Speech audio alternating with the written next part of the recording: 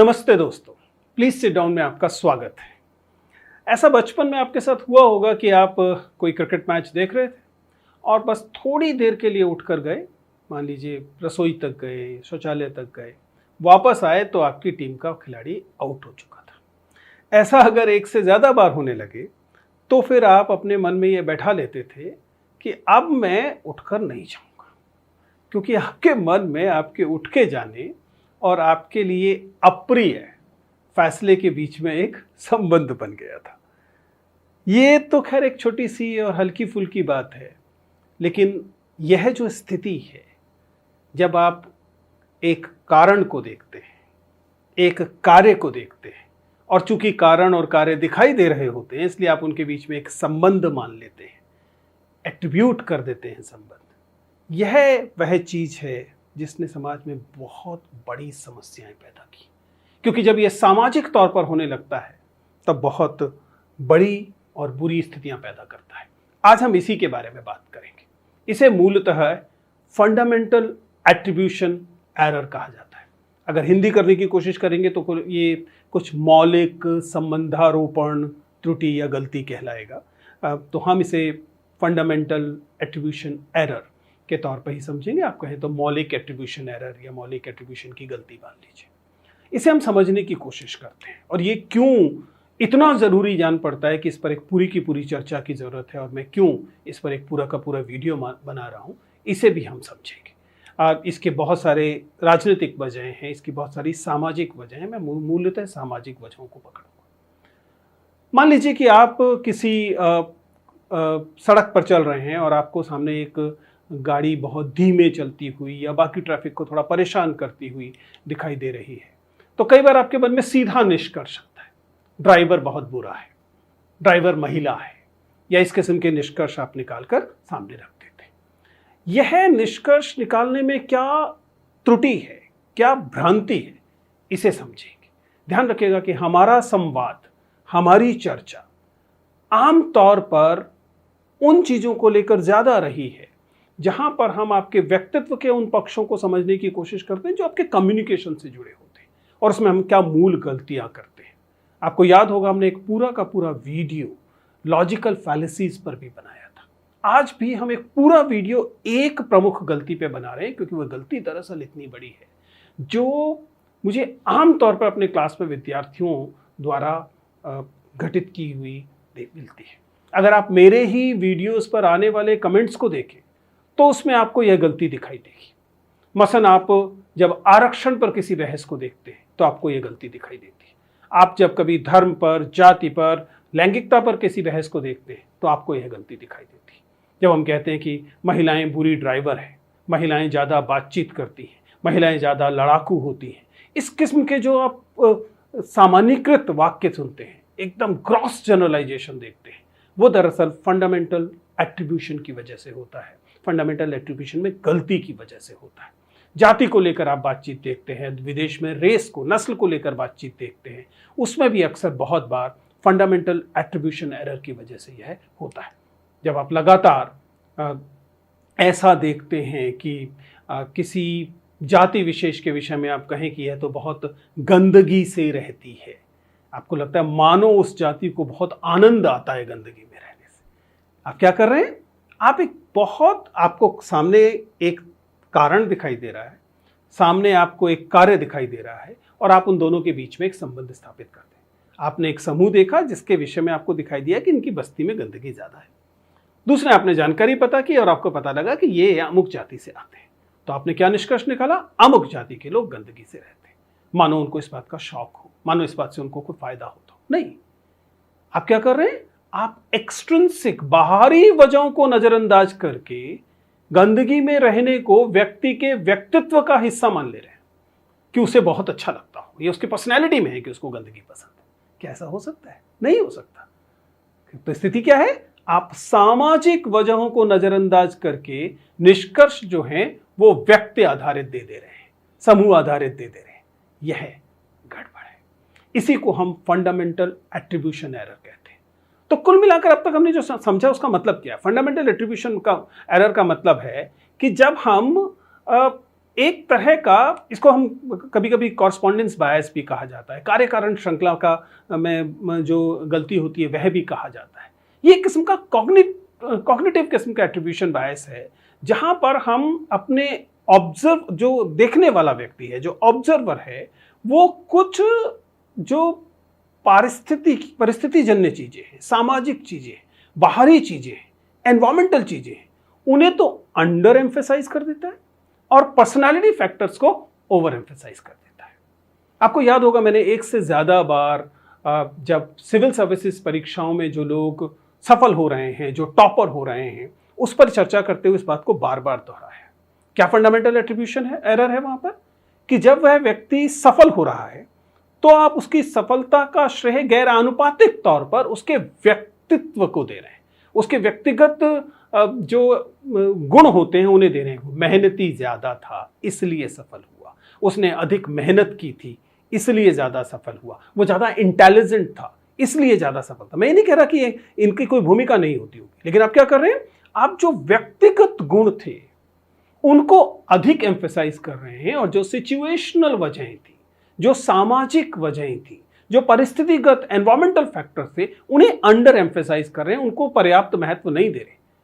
अगर कोई व्यक्ति सफल हुआ या कोई व्यक्ति असफल हुआ, तो इस व्यक्ति की सफलता और असफलता में जितना महत्व उसके व्यक्तिगत गुणों का होगा, उससे कहीं ज्यादा उसके सिचुएशनल चीजों का होगा। उस व्यक्ति की आर्थिक स्थिति कैसी है, उसकी सामाजिक स्थिति कैसी है, कहां से पढ़कर आया है, उस व्यक्ति के परिवार की स्थितियां क्या हैं, तमाम किस्म की सामाजिक आर्थिक चीजें, इन सबका उत्पाद आप होते हैं, और ये आपकी सफलता और असफलता में महत्वपूर्ण भूमिका अदा करता है। लेकिन आप असफलता के लिए मान लीजिए दोष देने पर आए, तो आप कहें कि व्यक्ति मेहनती नहीं था, ये व्यक्ति में बुद्धि की कमी थी, ये व्यक्ति तो समझदार ही नहीं है। क्या किया आपने उसके व्यक्तिगत गुणों को, उसकी जो परिस्थितियां थी, जो सामाजिक स्थितियां थी, उनसे ज्यादा तरजीह दी। ये क्या गड़बड़ है? ये एक तरह से मौलिक एट्रीब्यूशन एरर है, ये फंडामेंटल एट्रीब्यूशन एरर है। फंडामेंटल एट्रीब्यूशन एरर का मतलब होता है जब हम किसी पर्सनल टेंडेंसी, ऐसी स्थिति जिसमें कि आप किसी अन्य व्यक्ति के गुणों, उनके कैरेक्टर, उसके व्यक्तित्व, उसकी आंतरिक चीजों पर, उसके कंट्रोल में जो चीजें हैं उन पर ज्यादा महत्व देते हैं, और एक्सटर्नल फैक्टर जैसे कि एनवायरमेंट, जो कि इस घटना में, जो कि उसकी सफलता में, असफलता में बहुत महत्वपूर्ण भूमिका अदा करता है, उसे आप नजरअंदाज कर देते हैं या कम महत्व देते हैं। ये क्यों जरूरी है? इसके बारे में बात करना क्यों जरूरी है? हम क्यों इस बात पे जोर दे रहे हैं? क्योंकि दरअसल फंडामेंटल एट्रीब्यूशन एरर कई बार बहुत बड़ी किस्म की गलतियों की वजह बनता है। आप गलत निष्कर्षों पे पहुंचते हैं, आप गलत फैसले लेते हैं। जब आप चारों तरफ यह देखेंगे कि तमाम किस्म की चीजों के लिए केवल व्यक्ति के व्यक्तित्व को ही या तो श्रेय या दोष दिया जा रहा है, तब आप क्या करेंगे? तब आप आमतौर पर व्यक्ति के गुणों या दोषों के आधार पर ही अपने फैसले लेने लगेंगे। ये फैसले आपके करियर के फैसले हो सकते हैं, ये फैसले आपके परिवार के फैसले हो सकते हैं, ये फैसले आपके सामाजिक फैसले हो सकते हैं, ये फैसले आपके राजनीतिक फैसले हो सकते हैं। जब आप इस आधार पर तय करने लगे कि अमुक व्यक्ति में 4 गुण, ये गुण हैं, अमुक व्यक्ति में ये 4 गुण हैं, और इनके आधार पर तय करेंगे आप कि मेरी नज़र में इस व्यक्ति को चुन लेना चाहिए, चाहे आप नौकरी के लिए चुन रहे हो, चाहे आप राजनीतिक फैसले कर रहे हो या सामाजिक फैसले कर रहे हो।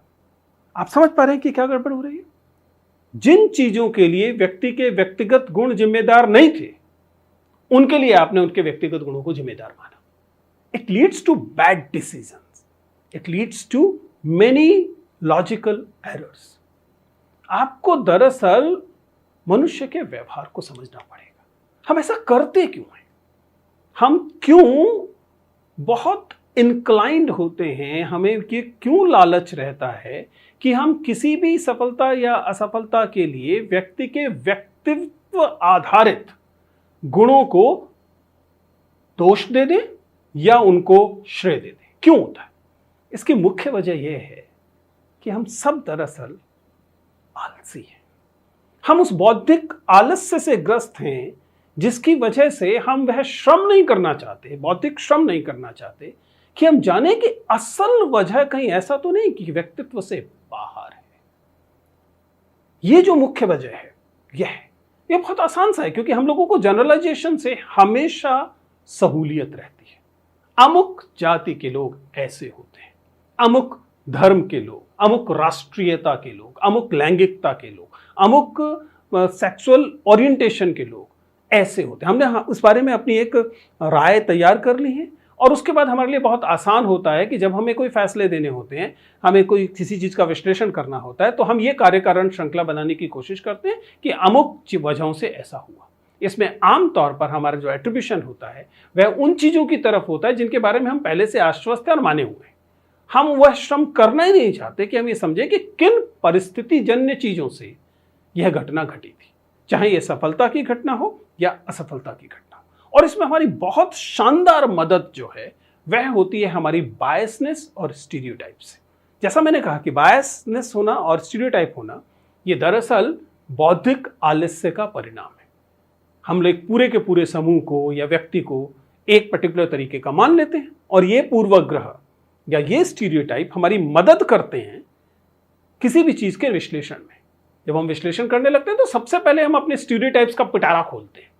व्यक्ति के बारे में हमारे मन में जो पहले से राय थी उसका पिटारा खोलते हैं, और उसके आधार पर निष्कर्ष देने की कोशिश करते हैं। इस व्यक्ति ने ऐसा किया, इसकी वजह यह है कि ये व्यक्ति ऐसा था, कमजोर व्यक्ति था, मेहनती नहीं था, श्रम नहीं कर रहा था, इसलिए फेल हो गया, या बुरा व्यक्ति था इसलिए उसने ऐसा कर दिया।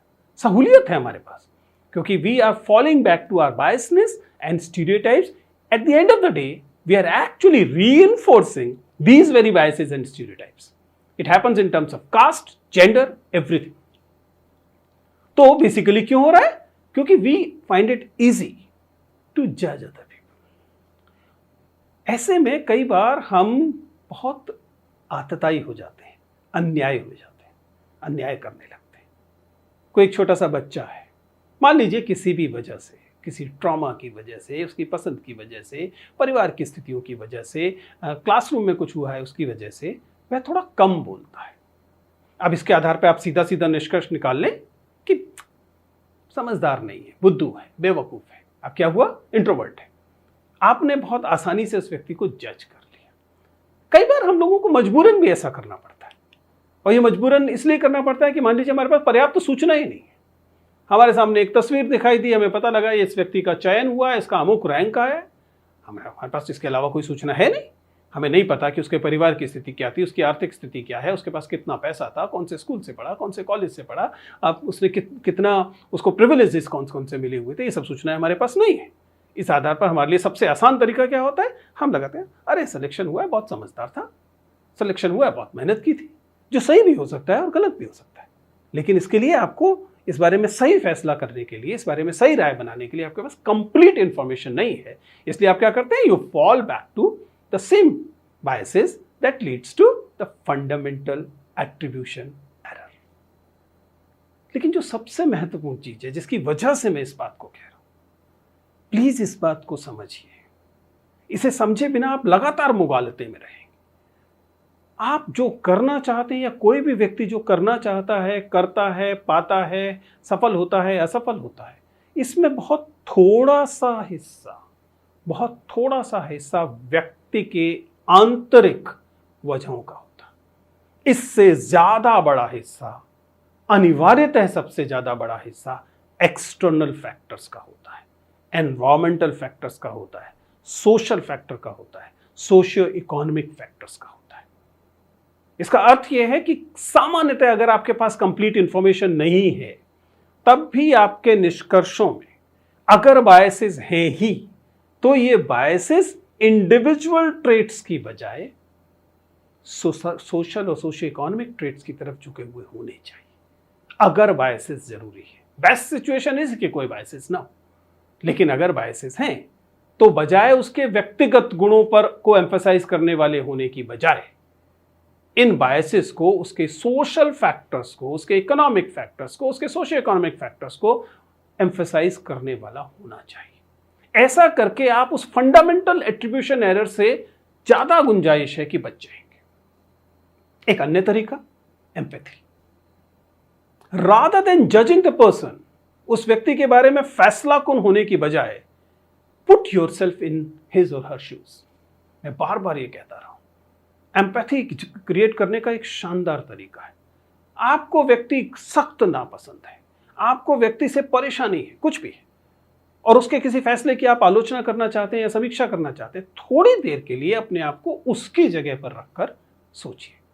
आपको कई सारी भ्रांतियां अपने आप दूर होनी शुरू होंगी, क्योंकि you do have this ability to put yourself in somebody else's shoes. मनुष्य होने की यही तो खूबसूरत बात है।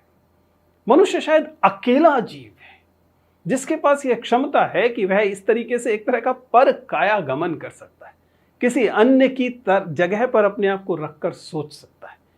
और इस शानदार गुण का उपयोग न करना मनुष्य के को प्रदत्त सबसे शानदार क्वालिटी को अनयूज्ड छोड़ना है। अन्याय है मनुष्य होने के नाते अगर आप अपनी इस क्षमता का इस्तेमाल नहीं कर रहे हैं कि आप दूसरे व्यक्ति के दृष्टिकोण से किसी चीज पर विचार कर सकें। Also work on your emotional intelligence and empathy. आप अपने ये जो इमोशनल इंटेलिजेंस है और जो संवेदना की क्षमता है, इस पर थोड़ा सा काम करें। यदि आप ऐसा काम करेंगे तो आपके अंदर जो पहला गुण आएगा वो जजमेंटल होने से दूर होने का आएगा। जब आप जजमेंटल होने से दूर होंगे तो इस बात की संभावना ज्यादा है कि आप किसी भी चीज की समीक्षा करते समय बाहरी तत्वों पर, बाहरी कारकों पर भी ध्यान देंगे, ज्यादा ध्यान देंगे, एम्फेसाइज करेंगे। आप सोसाइटल रीजन्स को देखेंगे, आप आर्थिक सामाजिक वजहों को देखेंगे, जाति को देखेंगे, धर्म को देखेंगे, समुदाय को देखेंगे, उसके आधार पर फैसला करेंगे कि इस व्यक्ति का ऐसा व्यवहार होने में इन सारे वंचनों की, इन सारे डेप्रिवेशंस की, या मान लीजिए दूसरी स्थिति हो तो इन सारे प्रिविलेजेस की क्या भूमिका है।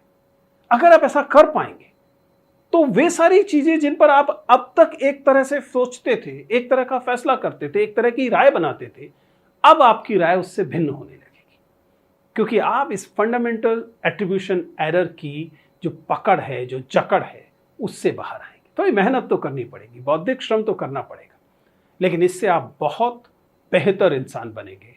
आप लोगों को जज करना कम करेंगे, लोगों को अतिशय श्रेय देने से भी बचेंगे और लोगों को अतिशय ब्लेम करने से भी बचेंगे, आप उनको दोष देने से भी बचेंगे। इससे एक बेहतर समाज बनेगा और आप एक बेहतर और सफल व्यक्ति बनेंगे।